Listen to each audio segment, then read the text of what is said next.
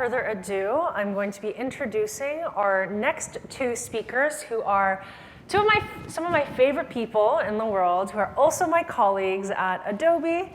So let me give you a very quick background on their talk, which will be using AI in the customer shopping, demystifying AI. Ooh. So our first speaker, who you've heard of him from our opening keynote, Ritesh Somani, leads product innovation, drawing from 15 years. Let's just see if this works. Okay, retrying that. Okay, Ritesh leads at Adobe Commerce, drawing from 15 years of e-commerce and fintech experience. His journey from entrepreneur to product visionary at Intuit, Visa, and PayPal has shaped his talent for creating powerful, user-friendly solutions for millions of businesses worldwide. And Nitu Walker, who leads evangelism and activation for commerce services at Adobe. She has more than 10 years of experience in commerce payments partnerships, including collaborating with numerous stakeholders to drive product value and relationships. So this is our talk on demystifying AI using the customer shopping journey. So please give a warm round of applause for Ritesh and Nitu.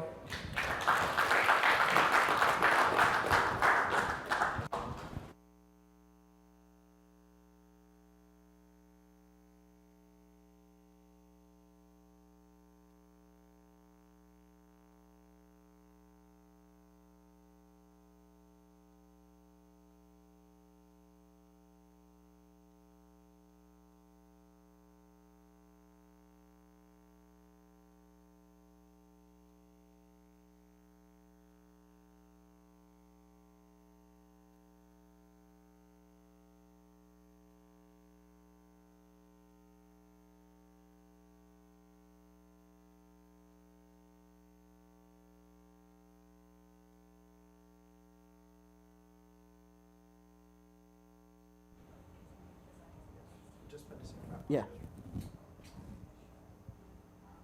Copy that. Change of plan, Center Note 2, and the handheld 3.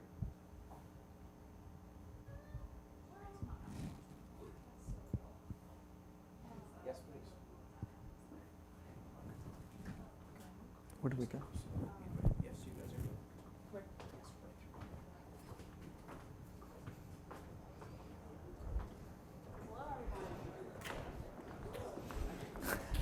We're a little fashionably late, so sorry. We'd like to make a presence, I guess. A little bit of a wardrobe malfunction, but I think Everything's fine. everything's fine. Me. Probably. All right, so yes, so thank you, Jen, so much for introducing us. I heard you, and I was like, Ritesh, hurry up. Come on now. But yes, thank you for joining us. We're going to be talking about demystifying AI. We can go to the next slide. Can you hear? Okay. Awesome. Does it? Oh. Boom. So here are very big pictures of me and Ritesh. So I lead enablement and activation for our commerce services go-to-market partnerships, including our partners like PayPal. And on my team, we really focus on understanding why our partners matter so much in our ecosystem. I've been doing this for a very long time, but specifically within payments and commerce, now over a decade. I will not say how many years because then I would age myself. All right, Ritesh. Yeah, and I'm involved, as I mentioned earlier this morning, in the Adobe Commerce product side, but really specifically focusing on value-added services on top of Adobe Commerce. And that's how Nitu and I work together closely on things like payments and other ancillary services that anyone running a commerce platform would probably need. Great. All right, so we have a very jam-packed agenda, but really we're not going to be speaking too much. But we're going to be talking about why AI matters, how we look at AI, and make it less scary, right? We see a lot of things in the news and blogs and LinkedIn, but I don't think it needs to be as scary as it sounds. So we are going to start with personalization, because that is something Adobe is very passionate about. And before we get started, I want to echo the sentiment, right? Like we were trying to prepare this topic and think about AI right now is super popular, generative AI. You saw the demo that I did earlier today. I mean, it's pretty cool stuff. The good news is a lot of these concepts have already existed, but what has changed is technology now has become cheaper and become faster, and with all of these language models and that type of the data models associated with it, we can now compact a bunch of data and really get insights a lot faster, right? So as we go through these, if you were in here thinking about like, oh my gosh, I'm going to get that aha thing for AI, you will probably leave this session disappointed. But I think what you will get is you'll understand that, wait a second, these concepts that have been around, now there's a way to bring them all together in a seamless way. And that's what all these bullet points are essentially saying, and this is what we're going to go through. Yep. All right, so like I said, Adobe really talks about personalization because at the end of the day, every consumer that you have visiting your site is important, right? You want to make sure their experience is unique from once they go to your site, once they check out, and also the post experience. So we've seen so many trends, especially when people put personalization and utilize AI to do that, and see the growth with 2x, like just in revenue. Yeah, and again, you know, a decade ago, it's not that this concept is new, right? Like you want to personalize the experience, and you know, other purchases have been doing it all the time. You go buy a car, right? Like that person who's selling you a car is going to personalize and figure out what you're looking for and show you the models that make sense. It was really tough to do this in e-commerce because we did not know who person A versus person B was and sort of how that fits together. Now all of those things are available to us, and you can see the statistics. They speak for themselves in terms of when you start to personalize that experience, when you even very simple things like, you know, we've all seen it now, recommendations based on past purchases, even type of things like, hey, you know, we know that you went for expedited shipping last time. Let's, you know, showcase some of those things. But being able to trap that data and then act on it, I think has become more available now. Yep. All right, so let's take it a little bit further, right? So when we think about e-commerce, we obviously think about content as well. So what I see versus what Ritesh sees when we're shopping at the same store should always be different because we have very, very different, you know, unique shopping. What, you don't think we have the same fashion sense? Well, we'll talk about that later. But at the end of the day, what it just means that the products that I see, the content that I see is uniquely for me versus what is for another shopper. And that makes every moment shoppable, which that is the whole point of utilizing AI to help kind of get into that personalization. And there are now, I mean, we're not up here promoting and recommending specific solutions. And so that's, I guess, going to be part of everyone's homework, right? To sort of stitch together what that experience should look like for your e-commerce site or for your customer's e-commerce site, and then try to see which are the right solutions that can help bring that, right? And so depending on what you're selling, you know, it could be very simple product recommendations all the way to, okay, you know, we want to actually understand, you know, purchase behavior over the course of, you know, the last year, and then identify specific segments or targets out of that thing and then surface those back to the customers. And that leads into our next slide very well, because the more we understand our customers and the better analytics and the data that we get, we're now able to, one, calculate effectiveness of what we're doing. We're able to test and measure different types of campaigns and messagings to our customers. And then we're also able to utilize all of that with AI and machine learning to really understand predictive attributes, audiences, and actions. And if you remember earlier, as part of the sort of like Adobe Experience Manager whole ecosystem slide that I showed, you know, that is relevant in terms of what we're delivering for really large customers, but even smaller businesses can take advantage of the same type of approach, right? Like the real thing is, how do you take the data and then how do you segment that data into actionable groups, and then what channels are you using to resurface them out, right? So we're talking about a website, and that's great. Someone visits and you can, you know, retarget them right there on the website, but then there's also email marketing campaigns and other things and other different channels, social media but if you start with that data and you're able to understand that person or that person's purchasing preferences, those follow-up campaigns can be super powerful. And so from understanding that data, we go into how do we actually utilize AI to create those moments, right? So it can be anything from, okay, how do I search for things? So when I have a consumer on my site and I start typing in, I want a coat, right? And I start typing CO, I want to make sure that I'm getting coats. I'm not getting anything other than coats. Also, if I'm going onto your site and, hey, it's Nitu again, I'm not getting shown men's coats. I'm getting shown women's coats. It's something that's predictive behavior with search, and also providing the right recommendations for each consumer that comes to your site. And you can see over here in the example some of these different categories, and I think this is sort of an example from live search in Adobe Commerce, but there are a lot of solutions which provide this type of data. And again, you guys are all probably going to get sick of me saying this, but these are things, these concepts existed before. We just couldn't harness the data so quickly, so cheaply. But now all of these type of things that, as data is gathering, it's learning, it's grouping, it's segmenting, and therefore it can be surfaced in these type of categories going forward. And then let's take it another step. So when we're thinking of consumers, I know when I'm shopping, if something's going wrong with my order, I want to have a resolution right away, right?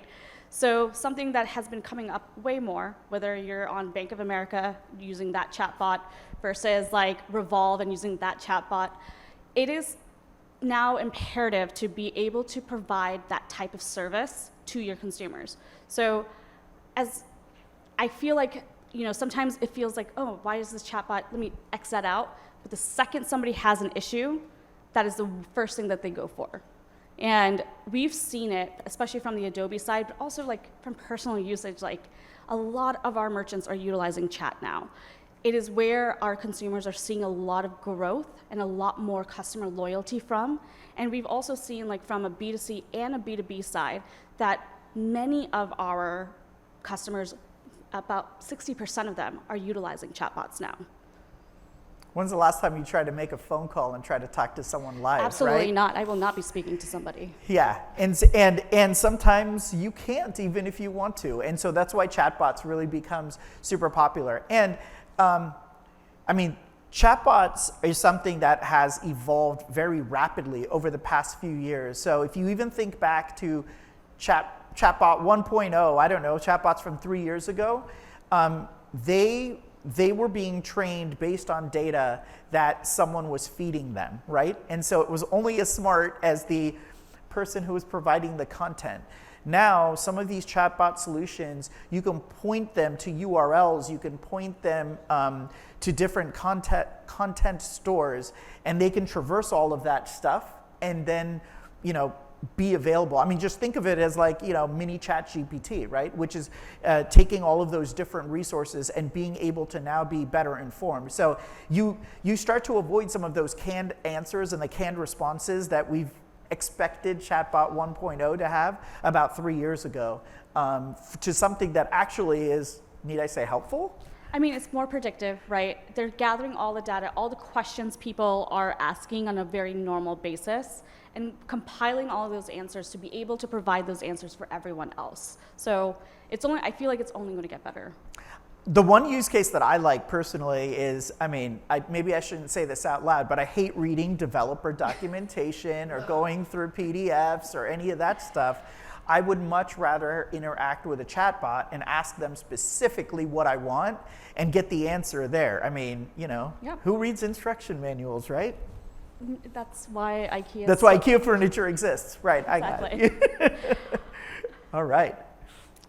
And then one of my favorite topics is about customer loyalty, right? I think when we think about our customers, we think about the whole customer journey. So how we get that customer, how we get that customer to shop with us, and then how do we keep that customer? And there's so many different ways for us to engage with them, right? Whether it's through email, whether it's through engaging them when they're on the site, whether it's through abandoned cart notifications. It is just there's so many useful ways to utilize AI to make sure that we're always engaging with our customer, but it's also useful content that is going to that customer. So if it's my birthday, I would love a 25% coupon, right? But if it's not my birthday and I get a coupon for something that I don't specifically buy, I delete it. So it's really understanding who your customer is and providing that type of loyalty to that customer. Yes. Nothing more to add. I think you covered it really well. Clearly, you do a little bit of shopping, it seems. Listen, no one should see my credit card statements ever. And then my favorite topic, obviously, is also payments. Like I said, I've done this for a while, but I think payments has become smarter. We have seen payments really change in, I honestly say in the past 5 years, really, right? I feel like how the checkout is looked at is not the same as what I saw 5 years ago. I think overall, it's about making sure that checkout experience is as seamless as possible. And I also hate the word seamless, but it is the word that kind of covers what we really want to do when it talks about payments. But it's really about like, look, I want to get in and out, just like if I'm at a store, right? I know what I'm buying, I check out, let me leave. But I also want my preferences. So if I like to use buy now, pay later, if I want to use PayPal, if I want to use my credit card, I want to make sure the stores that I'm shopping at understand my buying preferences. I think there's multiple ways to do that through, smart ordering basically, and also, hey, what type of messaging are you having at the checkout?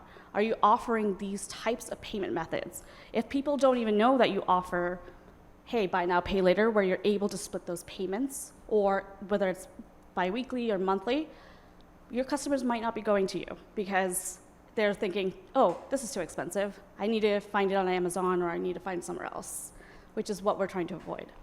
And I think a lot of this stuff, again, especially on the payment side, it has been unlocked a lot because of the data and the availability of the payments data. And payments data can get big and hairy really, really fast because we're talking about all these transactions and how do you sift through it. And I don't know how many people in this room have ever looked at a merchant statement. Sometimes you need a PhD in order to figure out what's going on in your credit card statement. But because now we can take all of that data and analyze it so quickly, the stuff that Nitu just talked about can actually become a reality. And I think that's super important and super cool. And especially from our standpoint, like you said, the Adobe payment services, like we're always trying to find ways to optimize that experience because aside from all the other things we're talking about, this is where the rubber hits the road, right? If you can get that person to hit pay, that's where your conversion number goes up, right? And so anything we can do to all your buzzwords, be seamless, remove friction, right? Ease of experience, ease. All the buzzwords. Yes, all of them. But I think the major point is like, look, the data that we now have from payments is allowing you to understand not just your customer, but how to engage with that customer, right? So if, like I said, if I'd like to use buy now, pay later, send messaging to a lot of customers that fit my profile about buy now, pay later, right? I think that's where payments has changed, where it's not just like, let me put my credit card information and get out. Because at the end of the day, I don't know my credit card information. If there's no card vaulting, I'm screwed and I go to a different site.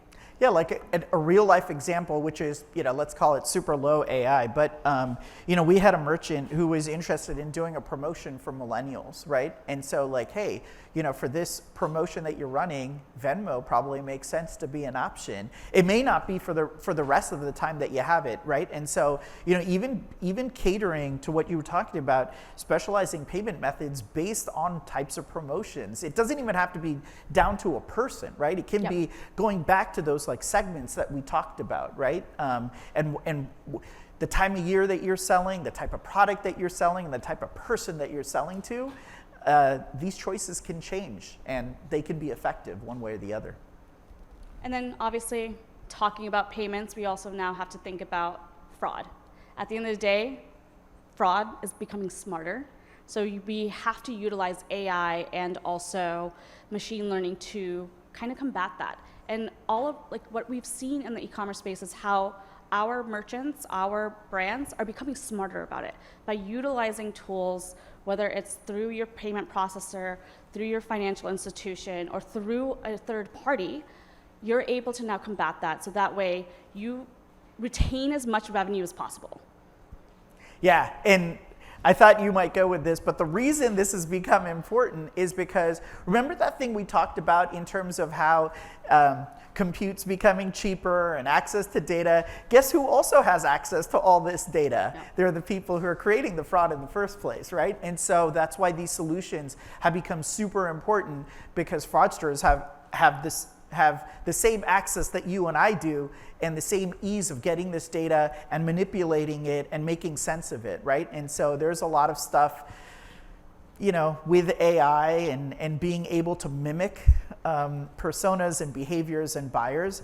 And so it's pretty important to make sure that we stay on top of it on the other side, and fraud solutions are a good way to start investing in that type of stuff. I mean, it used to be you could just, have a blacklist of emails and be like, okay, as long as someone with this email address doesn't show up, I'm going to be okay. And now that is just not enough. I mean, and fraud has changed a lot, right? Like, we have what we call friendly fraud. We have promo fraud now. There's so many different types of fraud that we have to stay ahead of it. How many people have done trial subscription after trial subscription after trial subscription? Listen, that's why Apple has allowed to make fake emails now, right? So it's just about how do we combat that as much as possible, and understanding your customers, understanding the tools that are in your disposal is how you kind of combat that. And I joke about that, right? Like, maybe that's okay in your business. Like, it's okay. We want people to be able to trial 2 weeks at a time, 3 times in a row, and that's fine. But just knowing that that's what's happening, as opposed to someone who's testing out cards with your 2-week subscriptions, that's the difference. All right, the ending note is basically, are you AI ready, right? It is not just like one thing that you do, it is multiple things you do, and it's an ongoing thing that you have to keep up with. There's so many tools, there's so many features and integrations that you can work with. And like Ritesh has said before, like, it's not about utilizing just one company. We have a whole list of companies that are out there that are able to help with this, right? We're out here on the show floor, we're out here in the Adobe Commerce Marketplace. We want to make sure our consumers, whether they're on Adobe Commerce or Magento Open Source, have the right tools for them. I've always said this, Magento Open Source, Adobe Commerce, it's built to play, right? It is what you want to do. It is not like a SaaS-based experience where you're kind of stuck in a box. You can make this whatever you like. And I would just add to that, right? If you're an SI, this is the opportunity to sort of build out that roadmap, right? Like, put together the things like, okay, as we look at a buyer journey, here are the 5 or 6 things, and offer that as a suggestion. And as a merchant, right, like, really sit back and understand, what am I trying to accomplish? Who are the type of people that I'm trying to attract, and what would make their experience better? Because as your shopper is coming and they've got choices, right? Do I buy from e-com site A? Do I buy from e-com site B? The e-commerce site that really understands their buyers the best and delivers that whole thing through, different solutions that can be stitched together, I think is going to win in the end. And I think the one thing, if you take away nothing from the last few minutes that we've been talking, the one thing we all have to realize is, AI is scary because it's new. Just like, I'm still nervous about crypto, but it's like one of those things. It's new, right? This is not going away. We have to embrace it, because if we don't, we will lose shoppers, and we will lose out to the fraudsters who are taking advantage of that access to data and compute and stuff like that. So, think about it. Put a plan together. It doesn't have to be perfect to begin with, but I think if you start on that journey, you're going to continue to refine it and hopefully have some fun along the way. And it's a scalable process. You don't have to do everything at once, because one, I don't have the budget for that, so it's it does not need to be all in one. It needs to be something where you grow and learn and understand and figure out what the next step is. All right, well, that is my last slide that I created. So if there are questions, please let us know. We're also going to be at the Adobe booth. Or otherwise, like, aren't we between everyone and lunch? Yes, so if you are hungry, also. Like, I feel like please this is enjoy. like, we're letting you out 4 minutes early so you can be at the head of the lunch line. There we go, that's it. Yes, but please stop by. But happy we'll to be chat. around if there's any follow-up questions or anything. But absolutely, thank you everyone for your time. Appreciate it. Awesome.